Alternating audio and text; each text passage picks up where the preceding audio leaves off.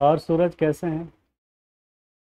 बिना कुछ किए जय जयकार नहीं होती, कोशिश करने वालों की कभी हार नहीं होती। तो कितना बढ़िया है कि बिना कुछ किए जय जयकार नहीं होती।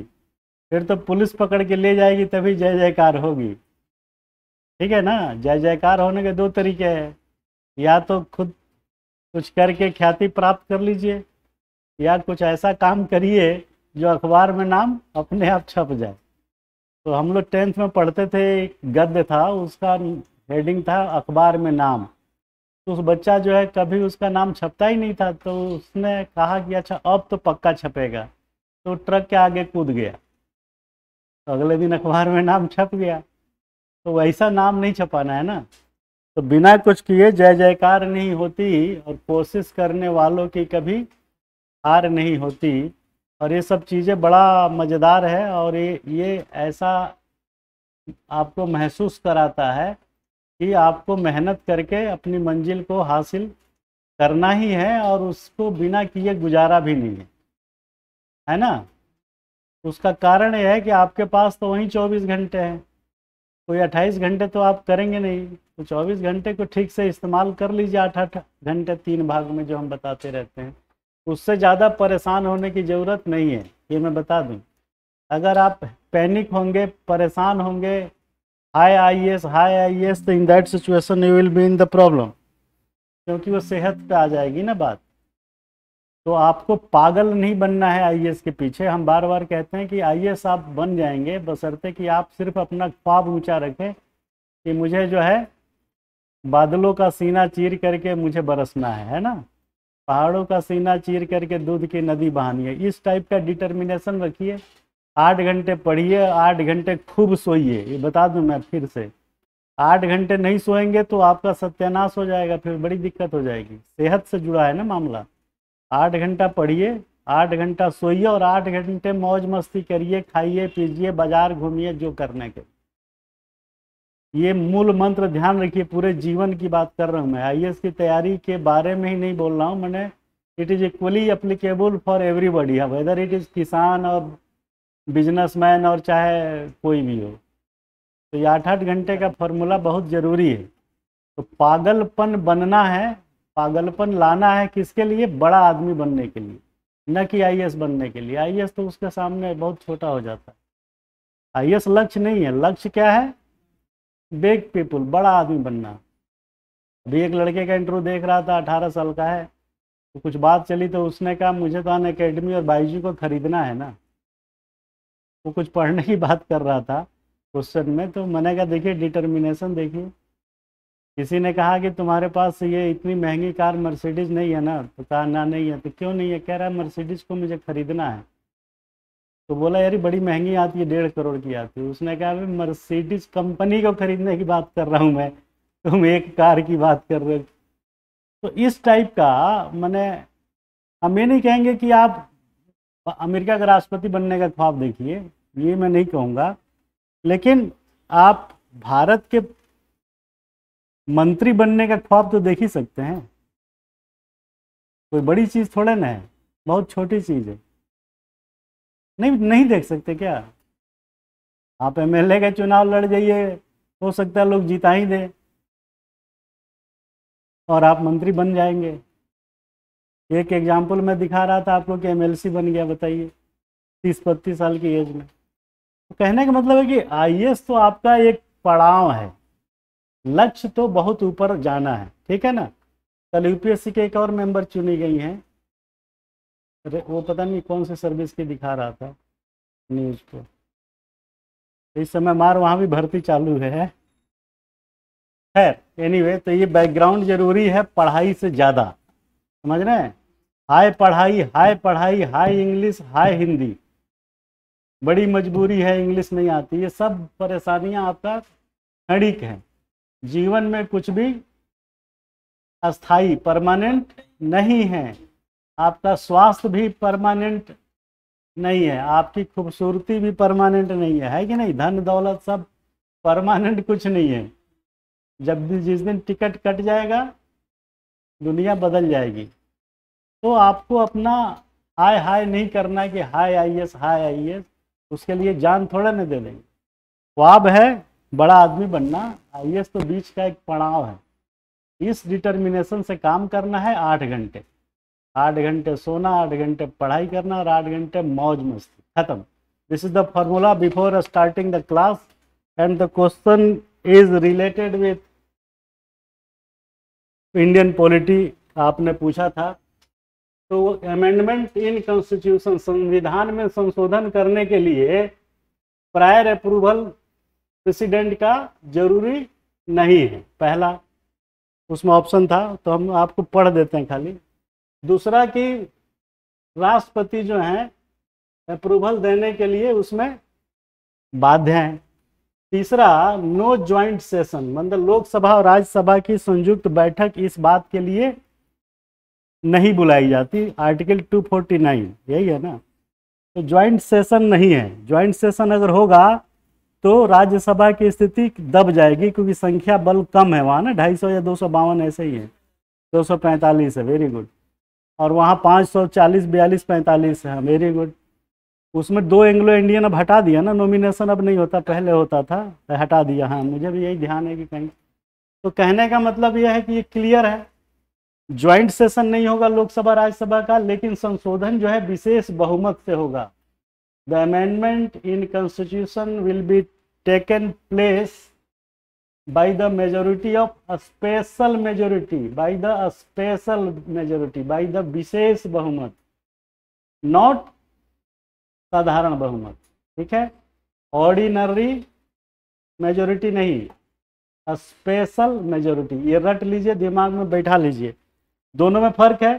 साधारण बहुमत जब बोलेगा तो 50% + 1 साधारण हो गया, अब विशेष बोलेगा तो 2/3 किसकी, जो उस समय लोग वहां उपस्थित हैं और जो संख्या जो वोट डालेगी उसका 2/3, जो लोग संसद राज्यसभा में उपस्थित हैं और जो वोट डालेंगे उसका 2/3, न कि टोटल संख्या जितनी की राज्यसभा की निर्धारित है, वो नहीं।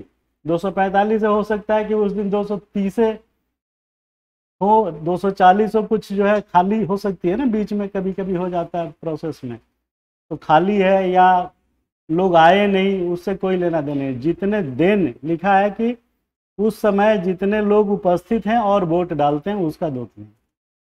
क्लियर है, बहुत आसान है, क्वेश्चन आपने बोला आया। अब मेरा क्वेश्चन इसी से रिलेटेड है कि क्या संशोधन विधेयक जो है केवल लोकसभा या राज्यसभा ही प्रस्तुत कर सकता है, और ये प्राइवेट मेंबर के द्वारा भी प्राइवेट बिल के रूप में भी सबमिट हो सकता है। प्राइवेट बिल किसको बोलते हैं, जो सरकार के मंत्री नहीं है, चाहे उनकी पार्टी का अदर एमपी या दूसरे किसी पार्टी का अदर एमपी। ध्यान रहे, again it is a catch, क्या है कि सरकार की पार्टी का, शासन में जो पार्टी राजनीतिक पार्टी है उस पार्टी का एमपी नॉट मंत्री, ध्यान देना, ठीक है, उस पार्टी का एमपी नॉट मिनिस्टर, क्योंकि सब मिनिस्टर नहीं बन जाएंगे ना, तो उस पार्टी का एमपी या किसी अन्य राजनीतिक पार्टी का एमपी जो बिल लाता है उसको बोलते हैं प्राइवेट बिल। लोग प्राइवेट बिल का मतलब समझ जाते हैं कि जो नॉन बीजेपी गवर्नमेंट में जो होंगे वहीं, ऐसा नहीं है। बीजेपी गवर्नमेंट का भी एमपी जब लाएगा तो वो प्राइवेट बिल ही कहलाता है, बशर्ते कि वो एमपी मंत्री पद पे न हो, ठीक है। तो क्वेश्चन यह है कि whether only Lok Sabha and Rajya Sabha is empowered to submit to produce the bill relating to the constitutional amendment before the house। यहां तक तो ठीक है, यही है। तो क्या लेजिस्लेटिव असेंबली कोई पावर नहीं है, ऐसा है? नहीं है, वो नहीं कर सकते। अपवाद एक ये है कि लेजिस्लेटिव असेंबली जो है एक बिल ऐसा है जो जनरेट करके प्रस्तुत करती है, लोकसभा या राज्यसभा में भेजती है। पहला और अंतिम एक्सेप्शन दिखाई पड़ता है, वो है क्या कि राज्यों में विधान परिषद का गठन या सृजन और समाप्ति। ठीक है, एक ही बिल है ऐसा जो राज्य की विधानसभा, राज्य की विधानसभा, स्टेट लेजिस्लेटिव असेंबली, वो जो है सदन में भेजती है। इकलौता बिल है। कौन सा बिल है? विधान परिषद का निर्माण या एलिमिनेशन, हटाना या उत्पन्न, क्रिएट करना या रिमूव करना। क्लियर है? ठीक, इकलौता बिल है। हाँ, इसमें बाध्य है। इसमें जेबी वीटो यूज नहीं कर सकते कि रखे रह गए वहाँ टेबल पे। हाँ, इसमें एक क्लॉज है, तुमने सही पकड़ा। इसमें है कि बाध्य है, देना ही है। वहाँ पे इस वाले में यही लिखा है, बाउंड, ही इज बाउंड। ठीक है ना? बड़ा अच्छा क्वेश्चन पूछा तुमने। अब मुझे बड़ी खुशी हो रही है कि तुम सही दिशा में जा रहे हो। गुड, बिल्कुल सही कैच किया तुमने कि ऐसे तो जेबी वीटो, पॉकेट वीटो आ जाता है, रखे रह जाते हैं टेबल पे, दे रहा हूँ करते रहते हैं। इसमें बाध्यता है, बाउंड लिखा है। बाउंड मतलब आप ये नहीं कह सकते कि अभी नहीं तो उठा के इम्पीचमेंट हटा देगा। और बाकियों में है कि यथासंभव देगा। ये बिल है जिसमें यथासंभव कुछ नहीं, बाउंड वर्ड लिखा है उसमें संविधान में, बाउंड। तो बाउंड का मतलब तो यही होगा कि आपके पास गया और आप दे दीजिए, बाउंड है ना, दीजिए ना, साइन करिए, खत्म करिए। और ये जो मैटर होता है संविधान संशोधन का, चूंकि ये बहुत सारे सेंसिटिव मैटर होते हैं जो राज्यों से जुड़े होते हैं, है ना। जैसे किसी राज्य का निर्माण किया, किसी राज्य की भाग को काट के किसी में मिला दिया, कोई नया राज्य बना दिया, नाम परिवर्तित कर दिया, ये सब बड़ा उस टाइप का मुद्दा है। तो इसीलिए उसमें बाउंड कर दिया है कि आप ऐसा कोई और भी संशोधन हो सकता है, जैसे फंडामेंटल राइट या बेसिक स्ट्रक्चर में कुछ छेड़छाड़ करना है, तो अगर वो नहीं करेगा तो पूरा केओस हो जाएगा ना। ये भी है, क्योंकि वो मुद्दा संविधान के संशोधन से जुड़ा हुआ है। क्लियर है? ये वहाँ बाउंड वर्ड लिखा है, तो उसमें नहीं कर सकते, बाकी में यथासंभव है। क्लियर है? दूसरा प्रश्न जो एक बर्निंग है, मेरे संज्ञान में आया है, आप लोग जान लो, सीख लो। रूल नंबर 1 क्या कहता है कि आपकी जानकारी का अभाव है, इसके लिए आप खुद जिम्मेदार हैं। आप कानून के पालन नहीं किए क्योंकि आपको मालूम नहीं था, इस आधार पे आपकी जान नहीं बचेगी। ठीक है? आप अनपढ़ हैं, गंवार हैं, आप जानिए। कानून कहता है कि अगर आपने पालन नहीं किया तो हम आपको जो है उल्लंघन के मामले में दंड दे देंगे। आपकी कोई बात नहीं सुनेंगे कि आप अनपढ़ हैं या मंदबुद्धि हैं या क्या है, ये आपका हेडक है। ठीक है? एक केस मेरे सामने आया कि किसी आदमी को पुलिस सुबह पकड़ के ले गई। ठीक है?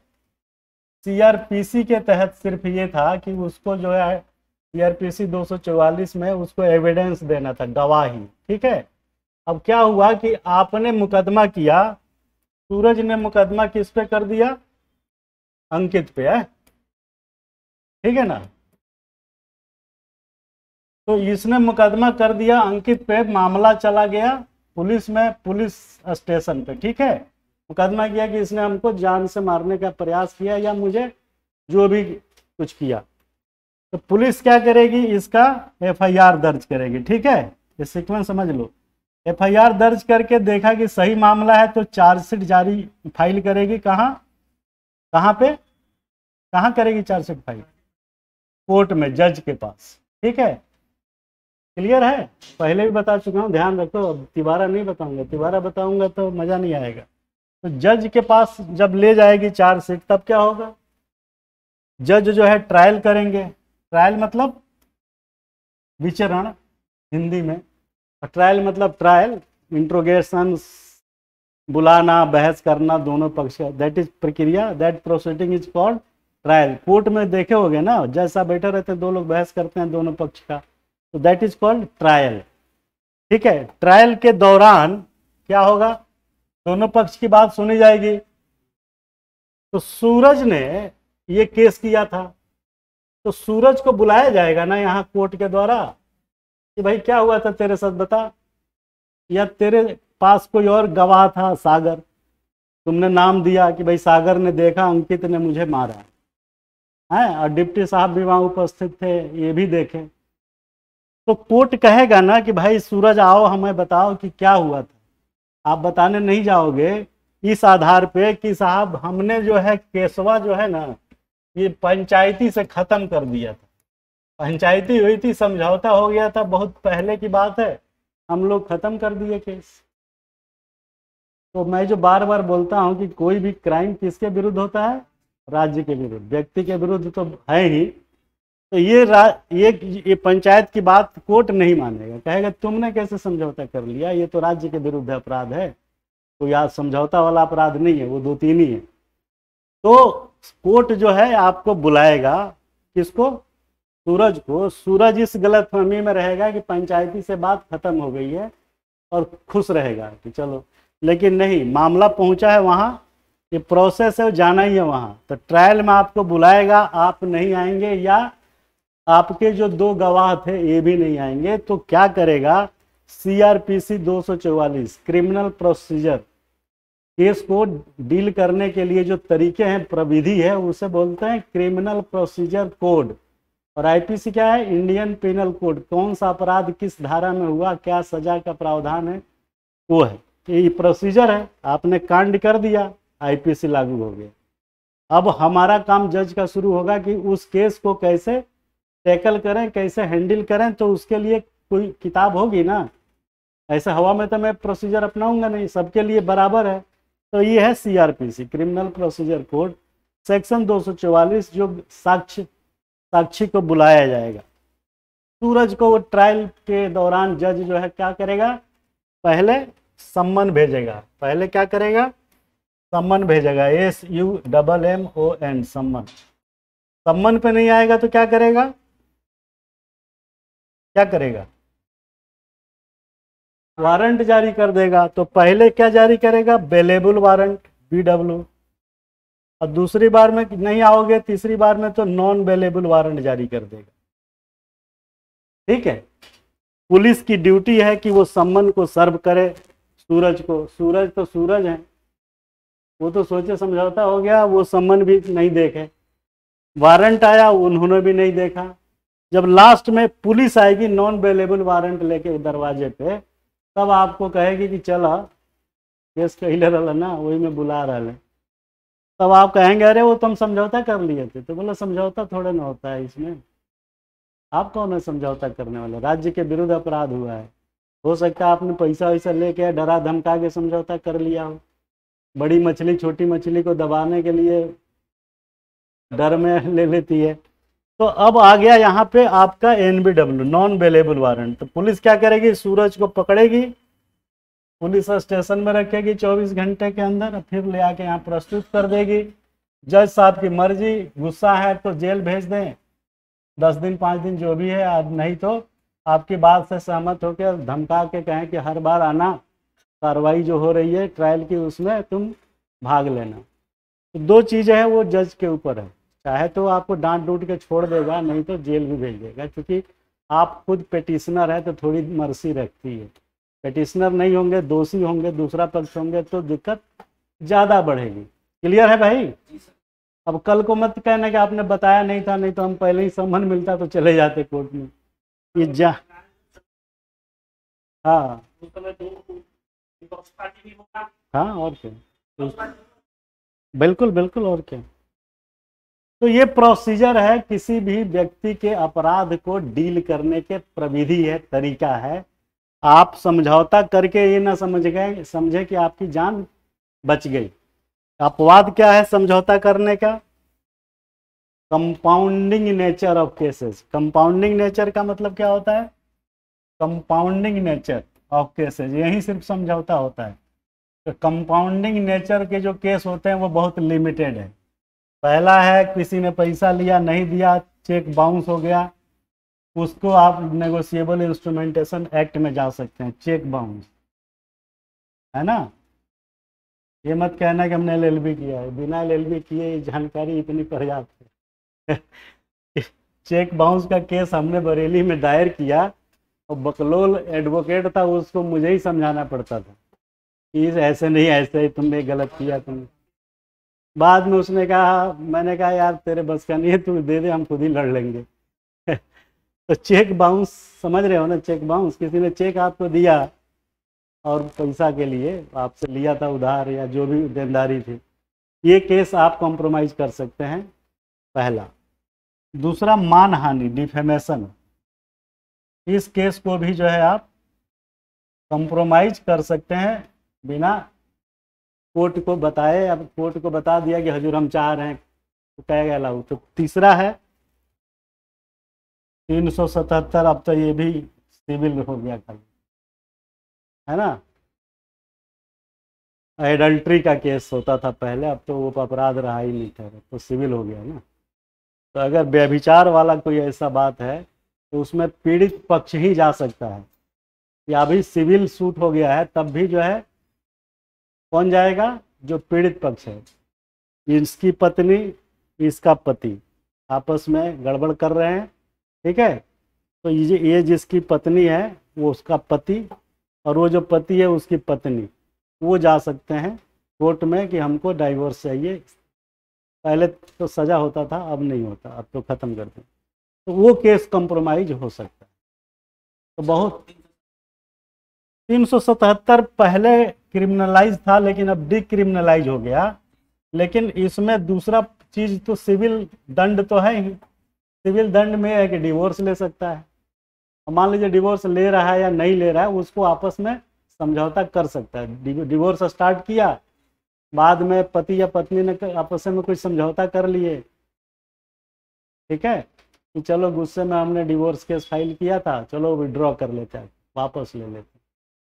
तो ये 3 ऐसी धारा है जिसमें जो है जान बचती है, जिसमें राज्य जो है कहता है ठीक है, परमिटेड है, क्योंकि इसमें कुछ ऐसा संगीन अपराध है नहीं। क्लियर है? नहीं तो इसके अलावा कभी समझौता मत करके खुश हो जाना कि हम तो कर लिए समझौता, अब क्या करना है, ठीक है।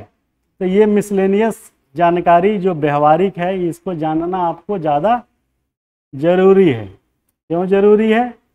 क्योंकि एक तो व्यवहारिक है, आपके जीवन से जुड़ा हुआ है, पता होना चाहिए कि क्या है। आप ये नहीं सोच सकते कि हमने सूरज ने समझौता कर लिया, ऐसा कुछ समझौता नहीं हो सकता except these 3। Other than that सब जो है न्यायालय के अधीन है। तो इसको यहीं पे विराम देते हैं और नेक्स्ट क्लास जो है पॉलिटी पे शुरू